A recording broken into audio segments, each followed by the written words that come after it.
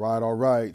We have current events, the foundation, high frequency radio network. I am Sot L. Make sure you check out welcome to thefoundation.com. We got a lot of stuff going on there. At the very least, just sign up for the email list. Exclusive content, reminders, events, notifications, so on and so forth. Let's jump into these current events. Today is December 13th, 2023. We got this coming straight from Bloomberg. U.S. consumer prices pick up in bumpy path for inflation. U.S. consumer prices picked up in November on increases in housing and other service sector costs, keeping inflation stubborn enough to thwart any Federal Reserve interest rate cut. So we got consumer prices are continuing to advance.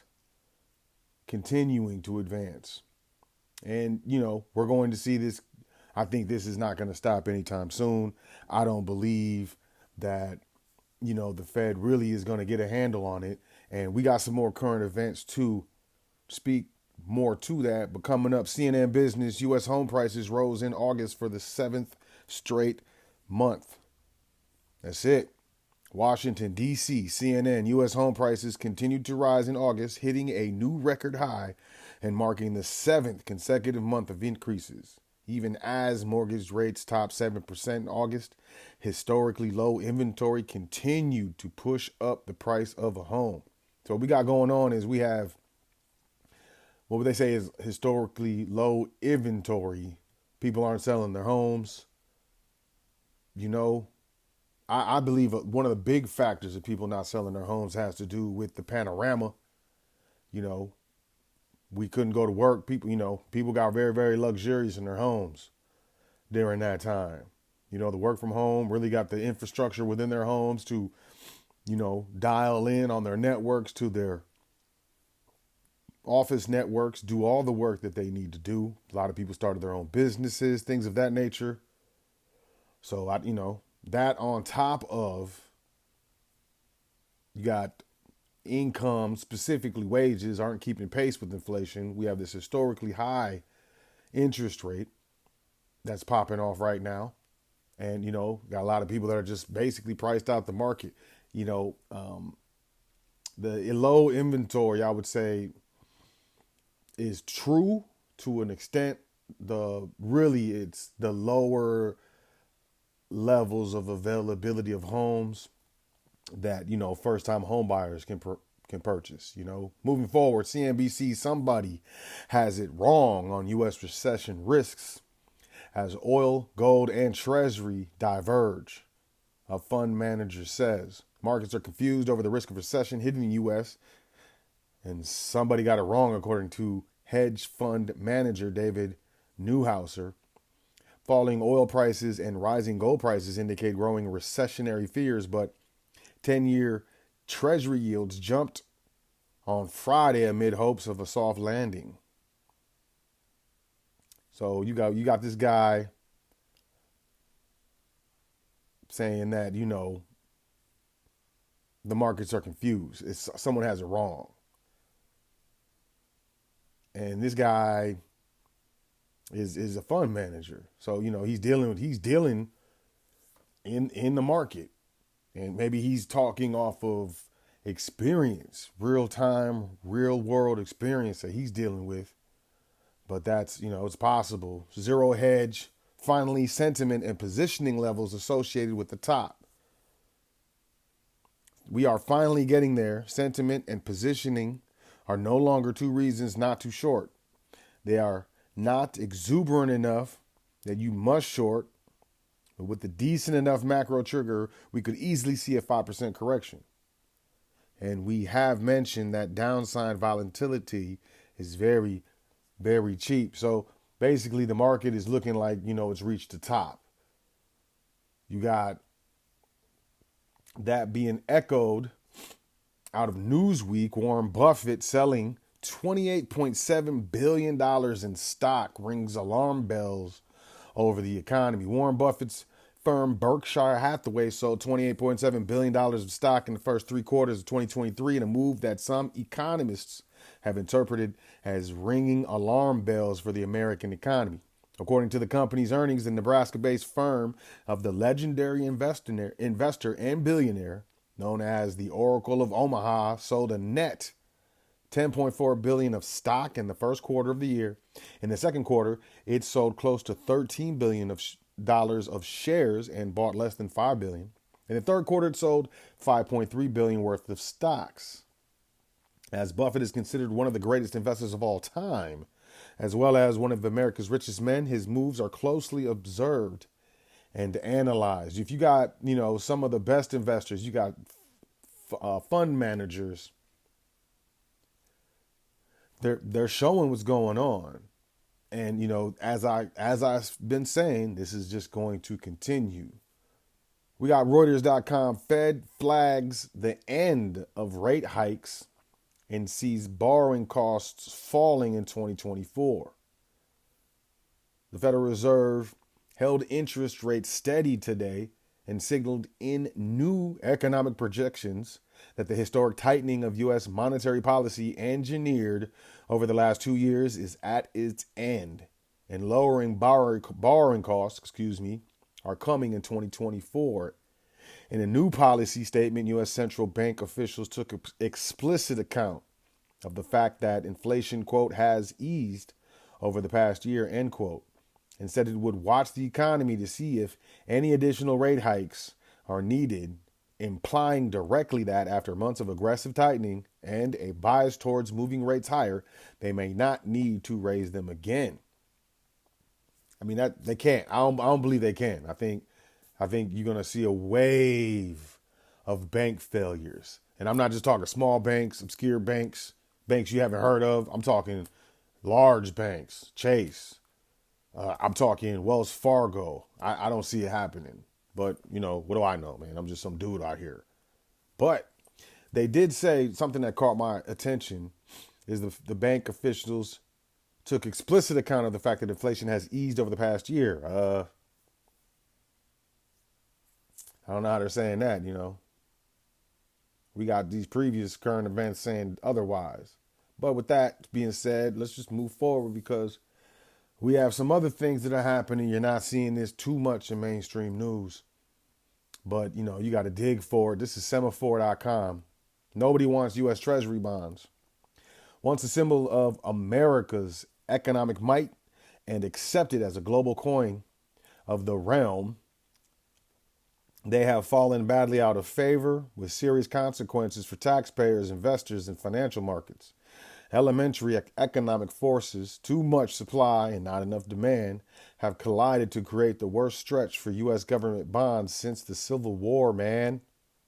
The government keeps borrowing to cover its budget deficits while once reliable buyers of that debt, both at home and abroad, have pulled back.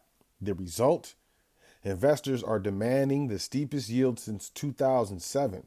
Auctions of fresh bonds that were once routine are now going terribly, and bond portfolios are getting absolutely hammered. The longest dated treasury bonds are in a bear market worse than the dot-com bust and almost as bad as 2008, man.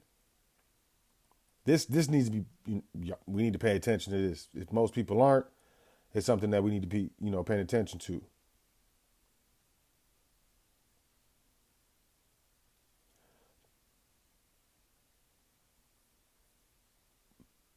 So let's just move forward. Pay attention to that, though. CNN Business, the dollar is heading for the worst month in a year. U.S. dollar is barreling to a 3.7% loss this month against a basket of 6 major currencies in what would be its worst monthly performance in a year. That's good news for countries relying on imports of commodities, much of which are traded in dollars, as well as nations paying down dollar-denominated debt.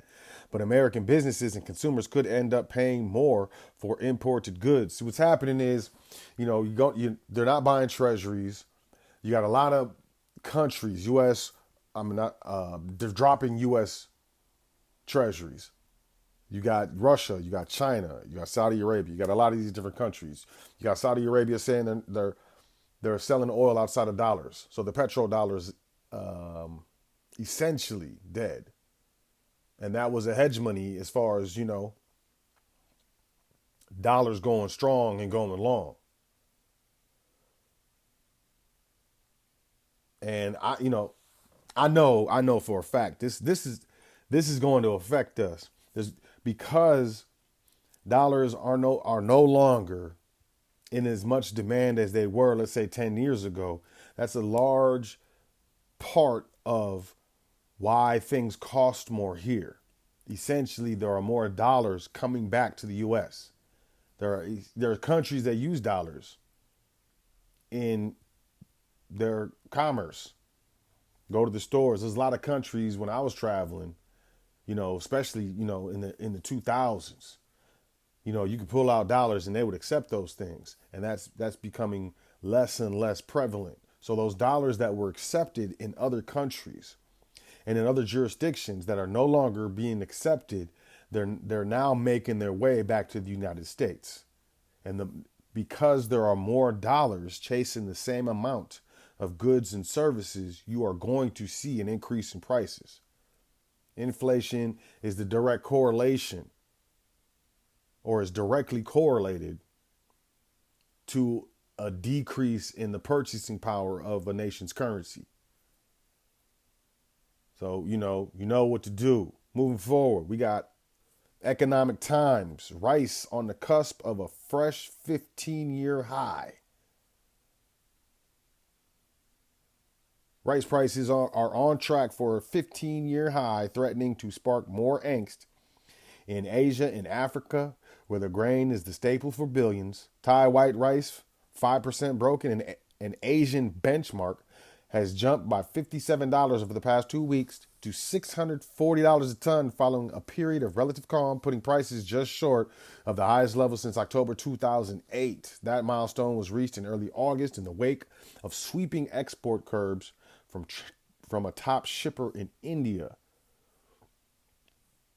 So if countries that rely heavily on rice in their diets, if they're having problems getting their hands on rice, their rice is becoming more expensive. This is going to be a worldwide thing. Speaking of worldwide, CNN Business, Britain is broken. Dire poverty could usher in Victorian era inequality. London, CNN, the most disadvantaged people in the United Kingdom are no better off than they were 15 years ago, according to a new report which finds a yawning gap between those who can get by and those stuck at the bottom.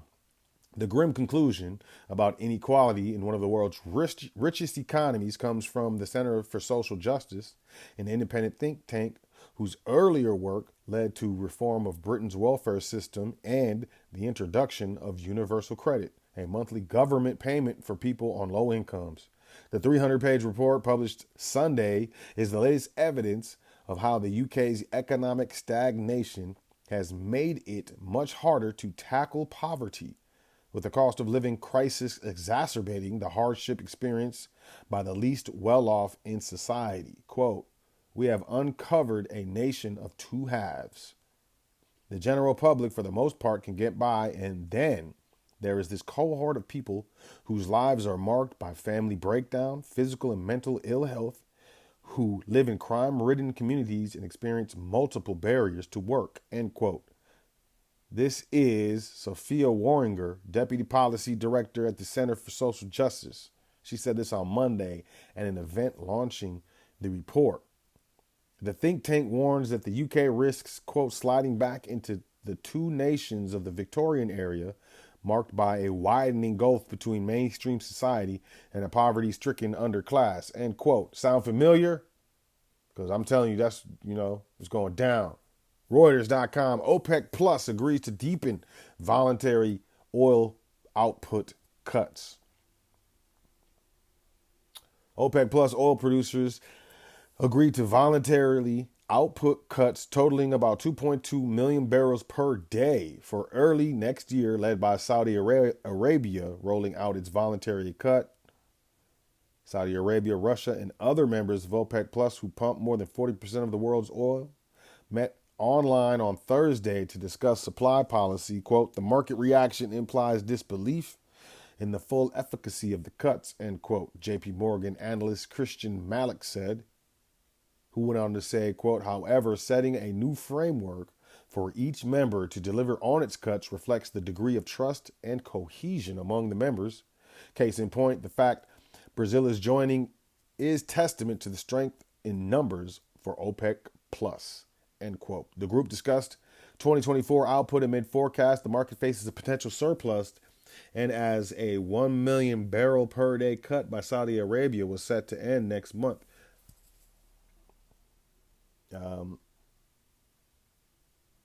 Why would there be a surplus? Probably because we're in recession, probably heading into a depression. I don't know what I'm talking about. Bloomberg. Ernst & Young says it's cutting U.S. jobs and delaying start dates for new hires. Ernst & Young LLP is cutting jobs and delaying start dates for some new hires across the United States. This in the latest of moves by a consultant giant to deal with an industry-wide slowdown in demand for its services. The job cuts will affect a limited number of people in the firm, according to a statement from EY's U.S. unit. The company vowed to offer support for those impacted by the moves. Quote, EY has been transforming our business to focus on the areas where our clients have the greatest needs. These decisions have been thoughtfully made with respect to fairness for all of our people and the future of our business, end quote. More and more job cuts, and you're going to see more job cuts as the Federal Reserve increased rates at the rapid pace it did. It really messed with corporations and businesses within the United States that were used to being able to borrow at 0% interest or at or near 0% interest. Now that they can't do that, companies can't do that in order to cut costs, in order to make payments, debt payments, to be able to continue to offer a dividend to shareholders, they have to cut labor. And, I warned of this over a year ago on the show, on the foundation. And, I'm not like I'm smart or anything. I think this stuff is plain to see. It goes without being said. CNBC Hasbro laying off 1,100 workers as weak toy sales persist into holiday season. This is bad. When you got a toy company that is doing bad during its best time of the year, it's something to pay attention to. Hasbro is laying off 1,100 employees as the toy maker struggles with soft sales that have carried into the holiday shopping season. This is according to a company memo obtained by CNBC. Hasbro had cut about 6,300 employees as of earlier this year. Shares of the company fell more than 2%, while Mattel's stock also slipped. Quote, we anticipated the first 3 quarters to be challenging, particularly in toys, where the market is coming off historic driven highs. While we have made some important progress across our organization, the headwinds we saw through the first 9 months of the year have continued into holiday and are likely to persist in 2024. This is CEO Chris Cox. This is what Chris Cox said in the memo. Hasbro, which had already laid off hundreds of employees earlier this year, had warned in October that trouble was on the horizon. In the company's most recent quarterly earnings report, Hasbro slashed its already soft full-year outlook, projecting a 3% to 15% revenue decline for the entire year.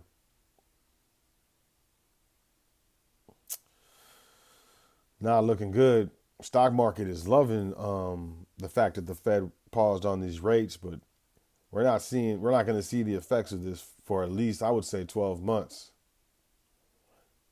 Watch your guru. You got to pay attention. This stuff isn't everywhere. United Arab Emirates and China signed currency swap central bank digital currency partnership. CBDCs are coming. All major companies, might as well. All major countries are looking into central bank digital currencies, including the United States. You need to get ready. Oh, and by the way, Fed Now, you can look it up. Fed Now, already live. Amid the rising prevalence of the BRICS Economic Alliance, both the United Arab Emirates and China have signed a currency swap and central bank digital currency partnership. Specifically, the countries announced the renewal of a currency swap agreement. Meanwhile, they have inked a memorandum of understanding to partner on CBDC development. The two nations represent key pillars of the BRICS bloc moving forward. Moreover, the agreements craft two key opportunities. First, in the realm of local currency promotion, a continued goal of the bloc. Additionally, within digital finance development, which has recently become a focus of the alliance. We have things moving. The Daily Star, Saudi wealth fund scoops up 10% of London Heathrow Airport. Saudi Arabia's sovereign wealth fund is to buy 10% of London's Heathrow Airport from Spanish infrastructure giant Ferrovial, whose departure from the hub almost 2 decades after its entrance leaves Qatar as its biggest shareholder. Ferrovial late Tuesday said it was offloading its 25% stake for nearly $2.4 billion, which is 2.4 billion euros, which is $3 billion, with the other 15% going to French private equity group Ardien. Heathrow, which is one of the world's busiest airports, is owned by the consortium FGP Topco Limited, which going forward is set to be led by Qatar Investment Authority with an existing 20% stake.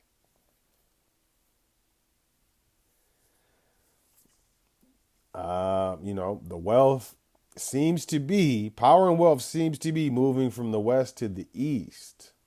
Washington Post, China has acquired a global network of strategically vital ports. A decade ago, Chinese President Xi Jinping launched the Maritime Silk Road, the oceanic component of his flagship Belt and Road initiative, aimed at improving China's access to world markets by investing in transportation infrastructure. The initiative's investments have since slowed as Chinese growth falters. The United States pushes back and countries question the indebtedness of the projects. But China has already secured a significant stake in a network of global ports that are central to world trade and freedom of navigation. Although the stated goal of the investments was commercial, the United States and its allies have grown increasingly concerned about the potential military implications.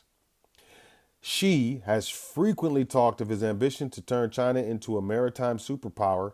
The port network offers a glimpse into the reach of those ambitions.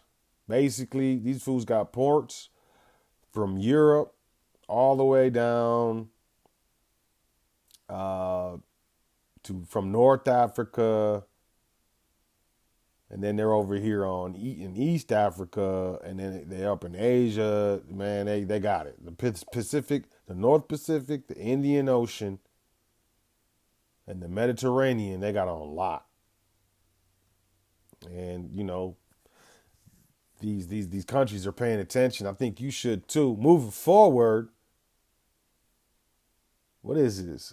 Click Orlando.com. You had to look for this. This Florida city has the worst credit card debt in the country. Which Florida city do you think it is? In total, Americans have over 1.2 trillion in credit card debt as of September 30th, and that figure is only expected to grow as the holidays come around. Wallet Hub released a study on Friday examining exactly which cities in the country had the least sustainable credit card debt. Some of the reasons for that huge timeline are the city's hot. Wait, what is this?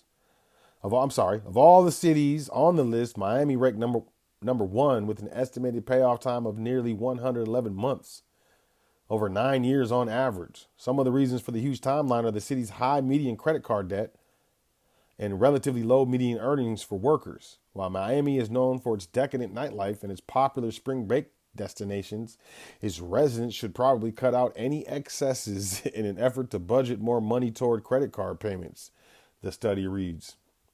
So how does your city rank for credit card debt? So we got Miami, Florida at number 1. El Paso, Texas is number 2. Birmingham, Alabama is number 3. Port St. Lucie. I've never been there. It's in Florida. Cape Coral, Florida. Florida got it popping. Florida got 3 cities in the top 5. Number 6, Brownsville, Texas. 7, Reno, Nevada. 8, North Las Vegas, Nevada. 9, San Antonio, Texas.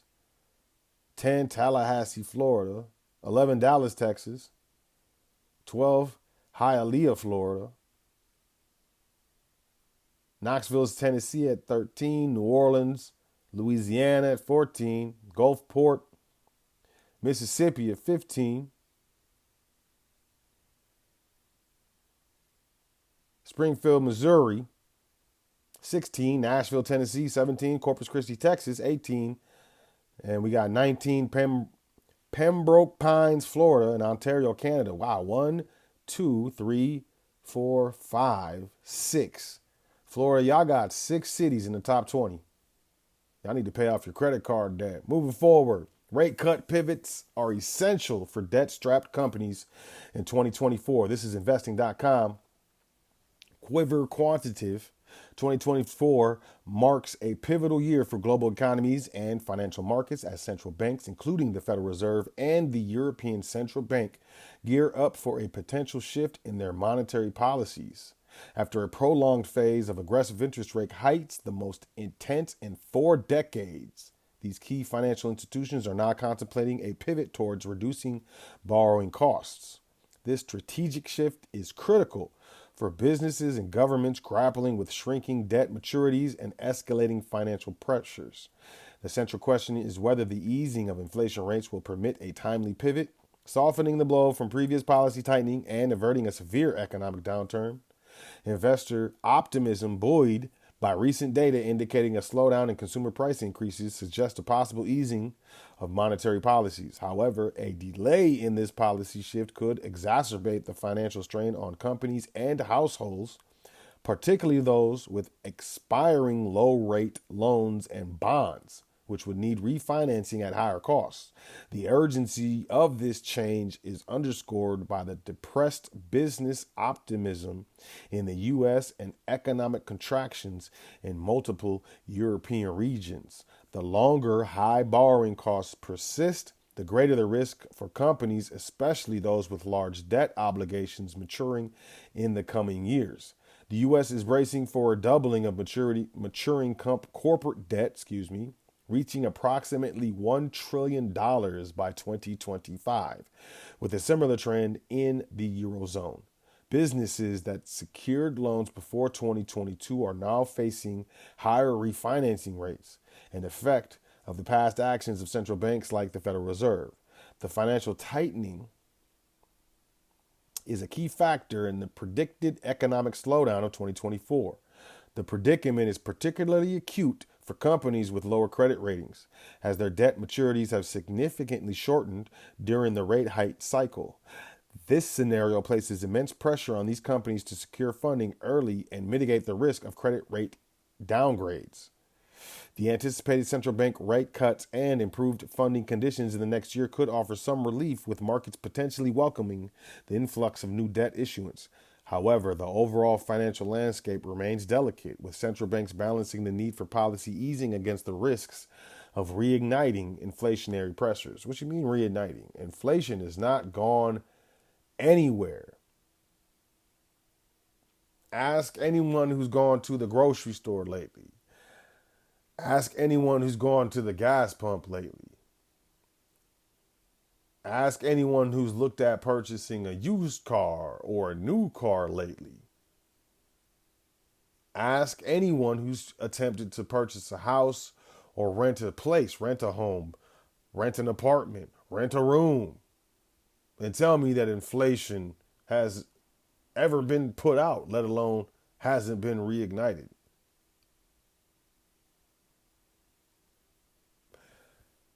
It's a thing that most don't see. Inflation is theft. It's the central banks stealing our wealth because the things that we did to get those dollars did not depreciate. My time did not depreciate when I was punched in on the clock. Just because it was in the past, it happened in the past, just because I worked last year 4 days, 5 days a week, some 6 days a week, 4 weeks a month, 52 weeks a year, got 2 weeks of vacation. Didn't even get a whole 2 weeks of vacation because I got sick a couple days and had to use my vacation. I still value that time that I was punched in at the job last year at the same rate. But those dollars I earned last year are buying me less this year. And tell me that's not theft. And this is why we need to understand what real money is. This is why we need to understand the proper structures to not only title unencumbered assets, but the proper structures to do business in. There's proper structures to organize our estates in. The proper structures to facilitate our charitable purposes with. But I think most importantly is understanding what real money is and looking at these dollar bills or so-called dollar bills for what they are. Pieces of paper that you exchange your energy into that loses value at an ever increasing rate. It's like hot potato. You got to get rid of those things as fast as you can. And we're not by buying depreciating assets, by investing. And we get it. We're taught to be consumers and buy. But we're not taught to invest. And I suggest maybe that's something that you think about. Hopefully, that is something that you think about. Gizmodo via Microsoft. Your iPhone is about to get a lot safer against theft. Yeah. Apple's strategy, if there was one at all, for protecting your phone's data from theft has been pretty bad all along, blah, blah, blah. In the current iOS version, and until now, all a thief needs to get their hands on is the 4 or 6 digit passcodes you enter to unlock your iPhone. These digits are the gateway to everything on your phone, your pictures and videos, iCloud-backed data, all your passwords, and all your money. Anyone can use your password to log in, to log out, or change your Apple ID. So Find My iPhone doesn't work too. They can also turn off Find My. Another big vulnerability is that the passcode works as a great alternative to Face and Touch ID. So a thief doesn't have to worry about being unable to provide biometrics. This is what this is all about. This is what Apple's about to do. I'm going to finish this article, but I'm going to talk about this. This is what the stolen device protection feature in iOS 17.3 will change. Your iPhone will first figure out where you are. It will place some restrictions if you're in a location that's not your home or workplace. What? I don't need no restrictions on my phone no matter where I am, fam. Paid like $1,200 for this. It's not. Look, firstly, you need to give it your Face or Touch ID when changing your Apple ID password. It will then make you enter your biometrics again after exactly an hour, and only then will you be able to change your Apple ID. I'm about to get rid of these phones, man. These iPhones, oh man. Similarly, you'd need to do biometrics and wait an entire hour to do them again to change your recovery key and iCloud keychain where all your passwords are saved. You'd of course also need to You'd of course also need to do it to turn, stolen device protection off too, or there wouldn't be a point to any of this. According to a nice helpful table that the Wall Street Journal made. These are the things you now need: biometrics for access, iCloud keychain passwords, apply for a new Apple card, erase all the content and settings, turn off lost mode, send Apple Cash to a bank account, use your iPhone to set up a new device, or use payment methods saved in Safari. And these are the things you need both biometrics and 1 hour delay for. To change your Apple ID password, enable the recovery key, change your trusted phone number or contact, add Face ID or Touch ID, remove Face ID or Touch ID, disable Find My, or turn off stolen device protection. Again, this feature is in beta testing for now and will be available to users when iOS 17.3 is released to the public. Until then, enjoy iOS 17.2. So listen, what it sounds like to me, first of all, I'm a person, I've never put my fingerprint on a phone, tablet, never done that. Don't want to, never been interested in it. Number two, Face ID, never done that either. I don't want these companies having my biometrics. They say that it's in a hardened enclave, actually stored on the device. I don't believe you. I don't consent.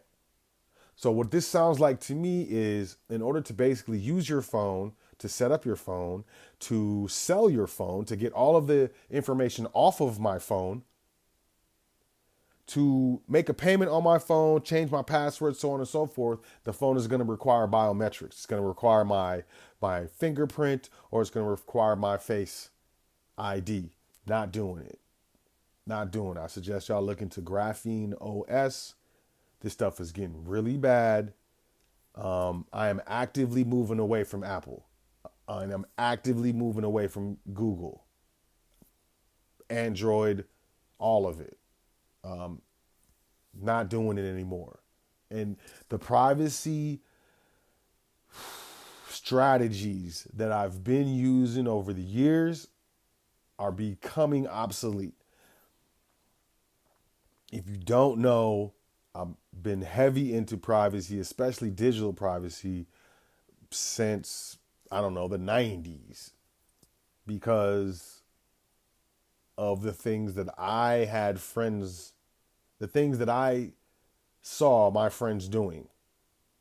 I'll just leave it at that. And I'm a very inherently private person. I don't have any personal social media anywhere at all. And I never have. And that's really freaks people out. Which is weird. You know, I meet people in person. You're looking at me. You see my face. We're shaking hands. And then they say, hey, you got Instagram? Let me get your, I only have businesses that have social media. You don't have any personal social media? No, I don't. Not anything. No. Not even Instagram. No. Not a Facebook. I don't. Not a TikTok. No, I don't.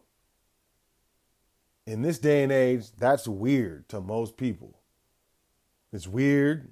It rubs people the wrong way. I don't really care. But here's what you got. This stuff, when we consent to biometrics, when we consent to be searched, when we consent to these things, look, I just see stuff getting really bad, really, really bad. So me personally, I don't consent. Y'all see what happened with 23andMe? 23andMe in that breach. They had a data breach. It was crazy.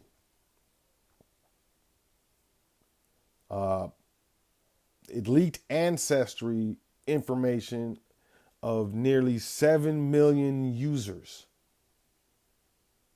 You got biometrics, you got face data, you got the fingerprints, you got the DNA. I don't want to see the potentials of all of this stuff aggregated in 20, 30 years. Like what's going to be happening in 20, 30 years. And if you consented, if you clicked the terms of service to get past the screen, or, you know, all I'm saying is there could be a little, Sot walking around looking just like me, a little me, like actually me, but I have no actual rights over me. Some sci-fi stuff, and I ain't getting with it. But this is kind of some of the things that I think about. Implications. You extrapolate long enough, you come up with some pretty intense things. And this isn't to, you know, really cause fear. It's really to show you what's going on. Don't be doing it with the Federal Reserve notes. Don't trust them. Don't save in Federal Reserve notes. Understand what real money is. Go check us out. Welcome to thefoundation.com. Check out, our socials, the YouTube. We got, man, it's like almost 300 episodes of the foundation on there. There's things that you can do to get your education up, and with the proper education, you make the right choices. And that's what we're looking to do here at the foundation and help you do at the foundation. We're looking to reestablish the foundation of education and business here in America. And, we appreciate all your assistance in that. So make sure you check out welcome to thefoundation.com, and make sure you be on the lookout for current events. We're going to be doing this every week, every single week. I promise you. Outside of, things that, forces of nature and health and things of that nature. You know what I mean? But appreciate y'all checking out current events. Y'all have an exceptionally luxurious day. Peace.